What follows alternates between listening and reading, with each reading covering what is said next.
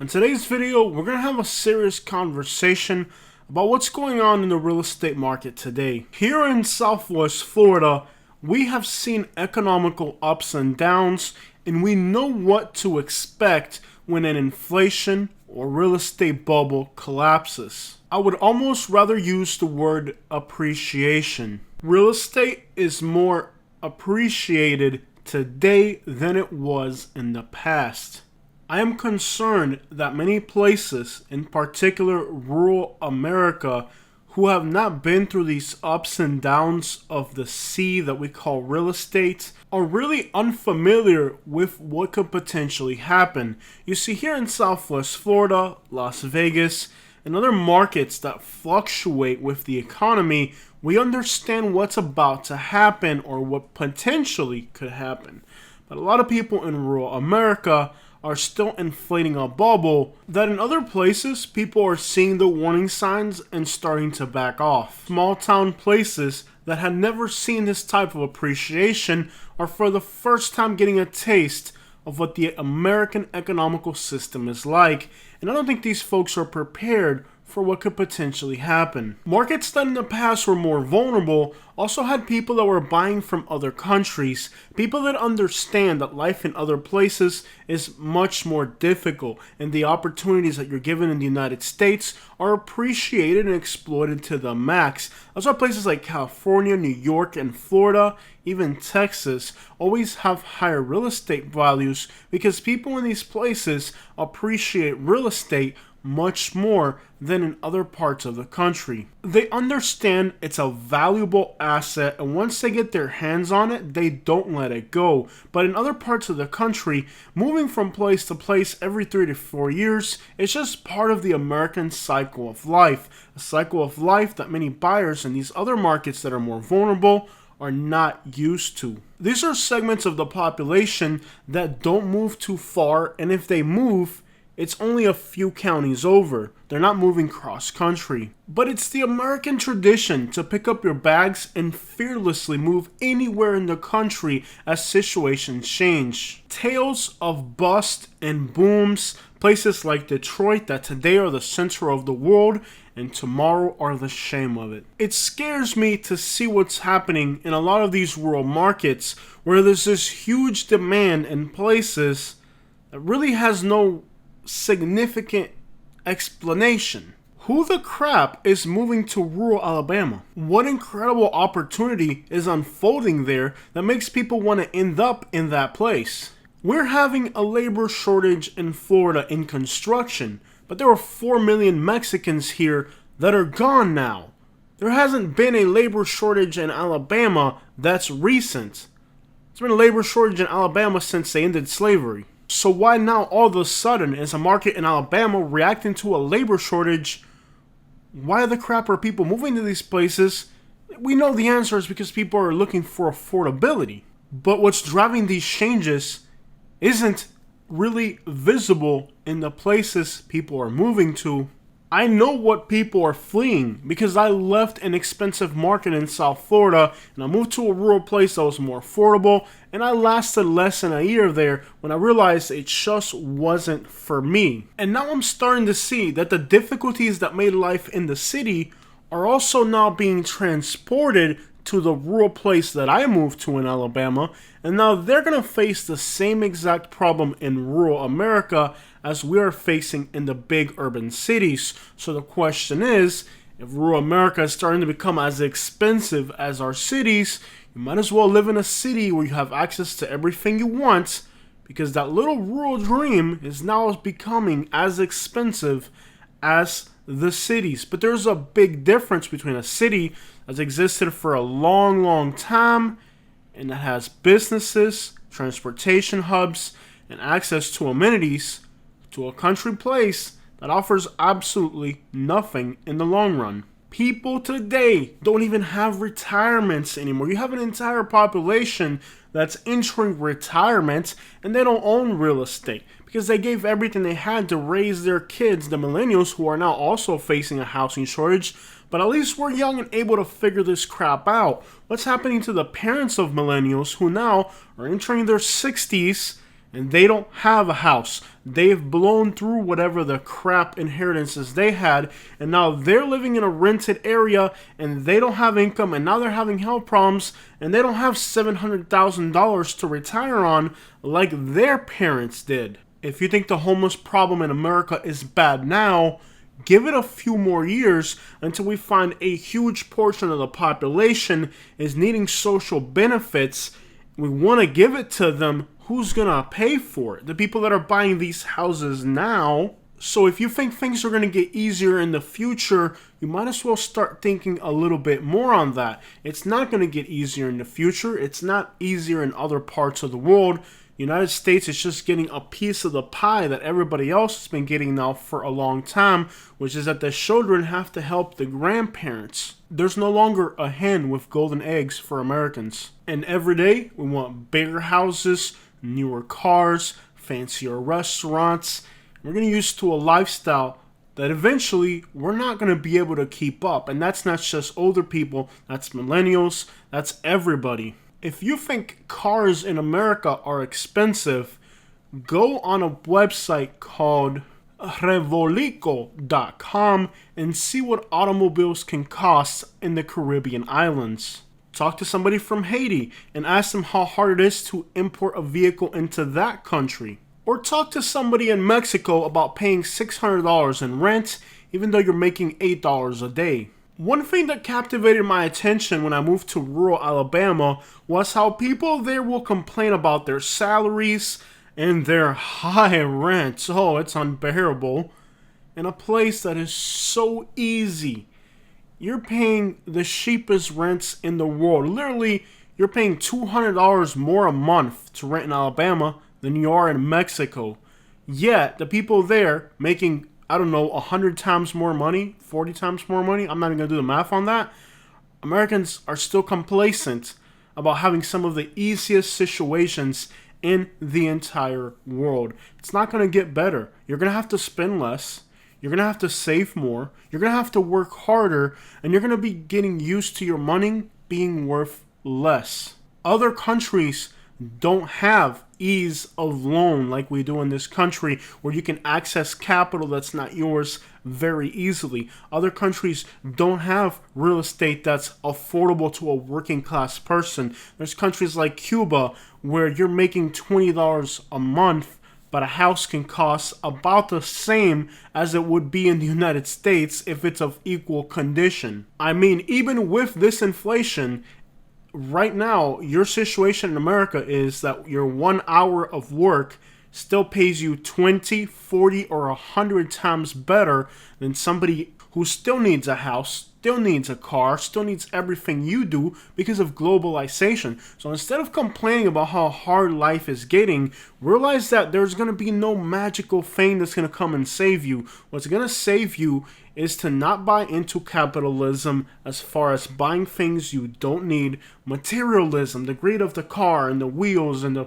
this and the that and the clothes. Learn to live with less, learn to save more. Yes, interest rates are high, but you can still do it. You can still save, you can still work, you can still put money aside if you just don't do stupid stuff. If you just don't buy stupid crap you don't need. If you just settle for a 1-bedroom house instead of a 4-bedroom, 3-bath. I've met people who've only been in the United States for 6 years and they're currently homeowners, even though they didn't even know English when they came to America. And I've met other people who've lived here for generations and are asking for food stamps, living in Section 8, and they still haven't figured out that you got to get out there and get it. Americans, you're going to understand why your grandparents were so frugal, why they didn't spend any money, because they lived some real situations in their lifetime. But a lot of things are different. Our cars move faster, transportation's better, roads are better. There's a lot of things that make our modern life a lot quicker, practical. A Dust Bowl isn't going to slow down America. We're able to bring things from other parts of the world. There's trains, there's this, there's that. There's 1,000 things that make our modern lives quicker, faster, more responsive. You also have to take in mind that now speculation comes in before things actually exist. If they're going to build a grocery store across the street, before that grocery store shows up, the prices already go up. The appreciation of prices happens even before the things exist. It's a lot quicker. There's internet now. Do you understand how the internet changes the real estate world? People are buying houses they haven't even seen yet. I'm guilty of it. The piece of land that I own in Florida right now, the only real estate that I actually own right now, I was in Michigan when it hit the market. My realtor gave me a call, said, hey, this hit the market. We need to make an offer right away. I bought a piece of land that I hadn't even seen using maps and photos, and that's the world we're living in today. So if you think there's this undiscovered small town and that nobody's figured this out yet, you're living in a fairy tale world. The internet has made the most inaccessible place accessible to everybody around the entire globe. Today, houses are expensive. Tomorrow, oil is expensive. The next day, labor is expensive. That is how life is in a lot of other countries. Complications keep mounting up and life continues forward. And seldomly do people ease up on these changes once they take place. You just got to get used to it. Some industries adapt with the changing times, and they're able to make profit during these changes. Other industries, the buyers refuse to pay you what your work was worth in the past. This is happening a lot in transportation. It's happening a lot with hauling services. It's happening a lot with like antique stores, where now the products that you're selling or the service that you're providing is worth exactly the same as it was 5 years ago, but you're using vehicles that are using up more fuel. However, in some industries like trucking, they're suffering right now because you're still getting paid the same, even though everything else costs more. It means that the person taking the loss, it's not the big companies, but it's the individuals who are working, who are having to take up the difference. So now you're getting paid less, you're paying out more, you're making less profit, but everything around you is more expensive. I don't know how quickly the United States has the ability to bounce back from that, but in other parts of the world, when these changes take place, they usually just keep their grip for a very long time, and seldomly do you find improvements when these things get harder on the average working class person. When I turned 18 years old, I remember how simple it was to get a car loan. You paid $600 in rent. Man, I'm the same person I was 14 years ago, and it's a whole different world. Rent isn't $1,600, it's like $2,600. A car payment isn't $150, it's like $650. But what's ironic was that when I was 18 years old, I was getting paid like $14 an hour, and I'm pretty sure if I got the same job again, it would still pay $14 an hour. So in my short life as a millennial, I've seen things get infinitely complicated. But then again, that $150 car payment was a $6,000 car.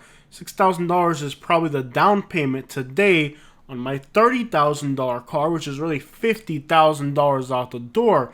So we complain about, oh, things are much more complicated now. Yeah, but look at my expectations. I'm not financing a $6,000 car. I'm financing a car that's $30,000. You just got to keep evolving and finding what it takes to supplement your needs. If things get more expensive, you got to get more productive, and that could happen infinitely. Now we're at the point where I'm saying, okay, it costs $8,000 a month to live this suburban life. I'm not going to see where I can penny pinch. It costs $8,000. I got to make $8,000, maybe a little bit more. Sometimes the answer isn't finding more affordable housing. Sometimes the answer is just you got to be more productive. You got to make more because your family needs the things it needs, and those things cost more, so now you got to produce more. When you look at people like Guatemalans, the first thing that comes to my mind is, oh, they are very, very hardworking. You think about Germans, the first thing that comes to mind is they are very, very smart. Here in America, we're not known for being hard workers. We've rigged up an entire system to where you can get a loan, you can get this, you can get that finance this, finance that. Now you're in debt to your eyeballs, and then you get debt forgiveness out of nowhere. So it's like we've created and become accustomed to a system where we get everything, but then we don't have to pay for it. One thing I love about where I live now is that I know that people here are the most reactive people economically. I see things happen here before anywhere else. In fact, in 2007, Lehigh Acres, Florida, Golden Gate Estates, which is right next to us, and then way across the country in Las Vegas, these were the markets that had the biggest ups and downs. They were the most reactive markets to the economy. And while that would look like a very bad thing, it's actually great because you're seeing things unfold in front of your eyes. And what's happening right now is that it's almost like when a guy puts a truck on Craigslist or Facebook Marketplace. You know the truck's worth $10,000. He puts it up for $14,000, and you know it's worth so much. You're gonna offer him $1,000 more than what you know it's worth. And the guy goes, "No, man, I know what I got. I ain't giving up a penny." And that's really what's happening with the market right now. With the housing market, is people are still gonna try to inflate the bubble. They're gonna hold on. And eventually, what's happening now is like when I went back to Georgia and Alabama like last month, actually 2 weeks ago, I was just in Georgia and Alabama, and all these big F-350s are for sale all over Alabama, all over Georgia. You can buy these big giant F-350s because they, when the gas was cheaper, wanted to showboat. They wanted to show off their big giant trucks. Let me tell you something. Right now, here in Lehigh Acres, I don't know what happened in 2007 or 2008. I haven't seen a single F-350 for sale. I got a 2500 GMC. I think it's 10 miles to the gallon, okay? And it's paid off, and it's sitting on my driveway. It is for sale. I'm reacting to it. But around me, nobody around here is reacting to anything. All these trucks around here, they're paid off, or they got enough income. They don't care that gas is $5 a gallon. They're still driving around in their F-250s getting 5 miles to the gallon because they can afford it.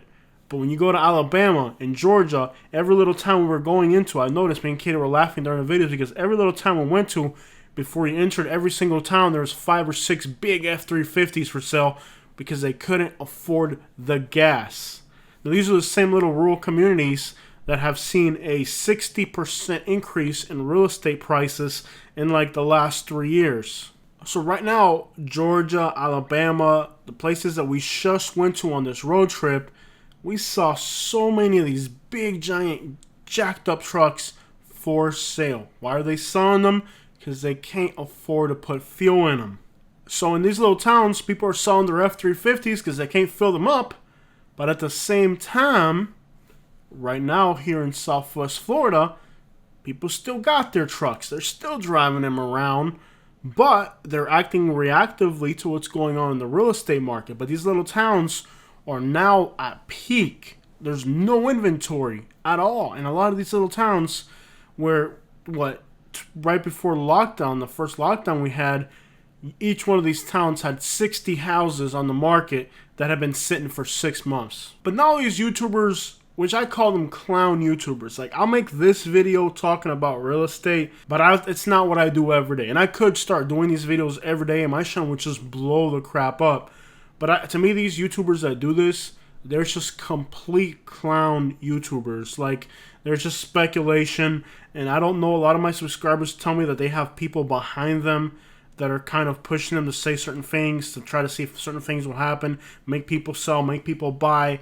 Here's a word you've probably never heard: ramp proofing. It's like a type of market manipulation where you're making misleading social media posts for the sole purpose of artificially inflating a market or doing the complete opposite, which is destroying it. I think eventually the National Realtors Association could start some type of RICO case where they're just going to go through all these YouTubers that are doing this and give them some like really serious criminal charges, because there has to be some type of conspiracy between them to put out all this bulk misleading information. They may have they're not really thinking long term about the consequences of the information they're putting out there. I don't know if you've ever put thought into maybe one of your favorite YouTubers could actually be backed by somebody else, like a huge investor, a huge company, or some type of crypto company, or who knows what the crap is out there, who's just trying to bulk put out information that's misleading to make people buy, sell, do this, do that. And that is definitely not what we do on this channel. Surprised if in the future there's investigations into some of these people and we start to find out that the information that they were putting out had some type of agenda behind it. I mean, a lot of states are taking up RICO cases against all types of musical artists and music agencies. And once they destroy the music industry by this, what do you think is next? Who's the next cash cow? Of course, it's YouTubers. Well, at the end of the day, YouTube is a great place to entertain yourself, but you should never really be getting financial advice from a guy you just met on YouTube. We present everything that we say as personal opinion. I always tell people, don't worry so much about what's happening on the stocks. Don't worry about what's happening across the street with the property down the road. Just focus on you. Do you want to buy a house? Okay, how can I save to buy this house? It's worth $4 million. Do I want it? Okay, let's go out there and get it. If I don't want it, can't afford it, then what's within my realistic possibilities? Just worry about what you can do. Like right now, everybody's pushing you. You have to be an investor. You have to have this type of investment. You have to have that type of investment.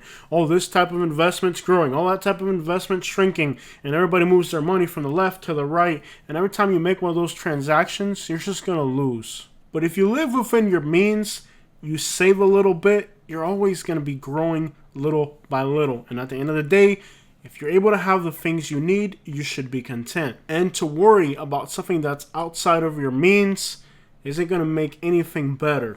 Don't worry so much about your net worth. Don't worry so much about your investments. Just go out there and live life and know that you have to make sacrifices somewhere if in the future you're going to have better things, because if you just blow through all your money, eventually there's going to be nothing to show for it. Everybody's an investor.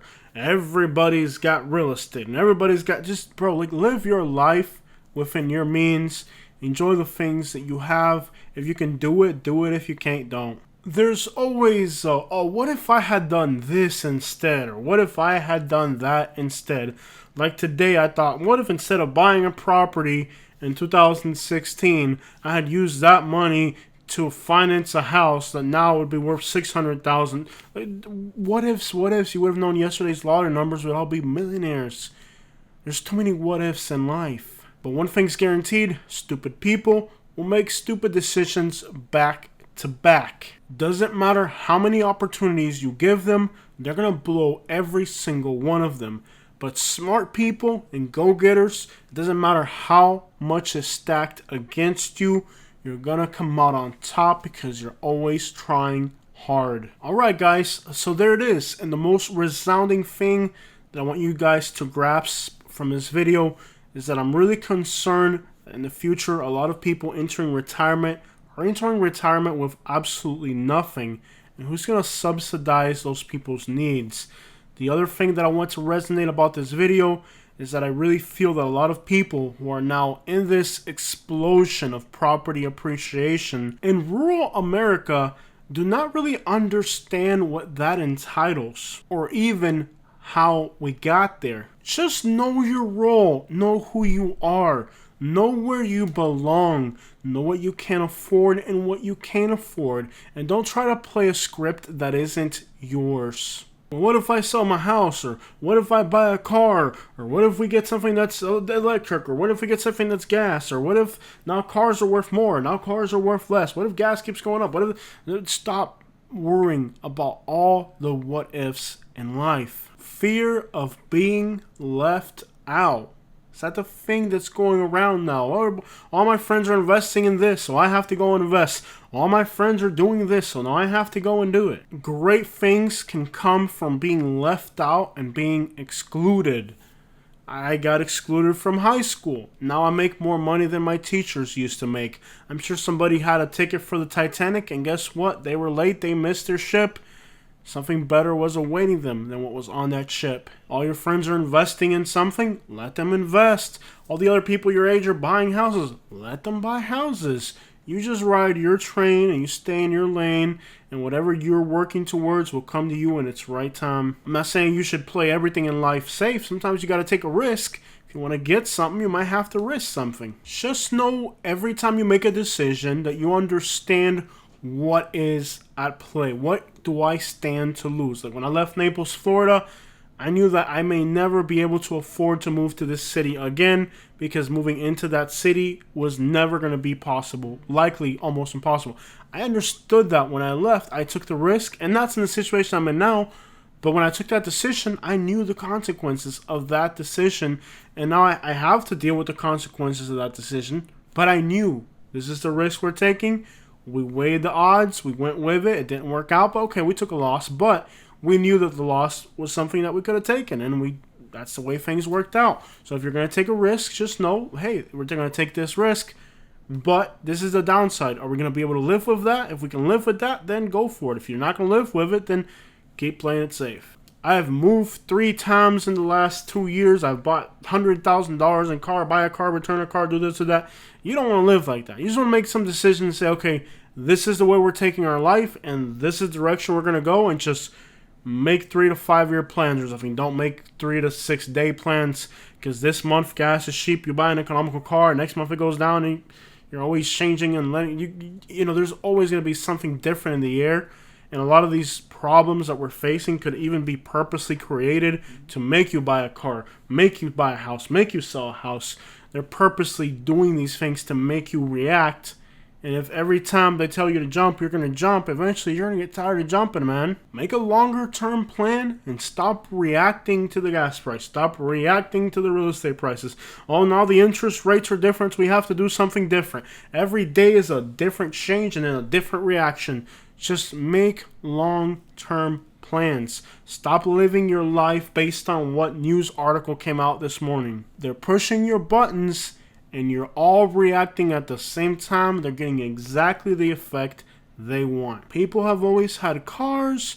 People have always had houses. People have always moved. Things are going to continue going the way they're going to go. Don't be like a tumbleweed that just gets carried with whatever direction the wind is blowing in.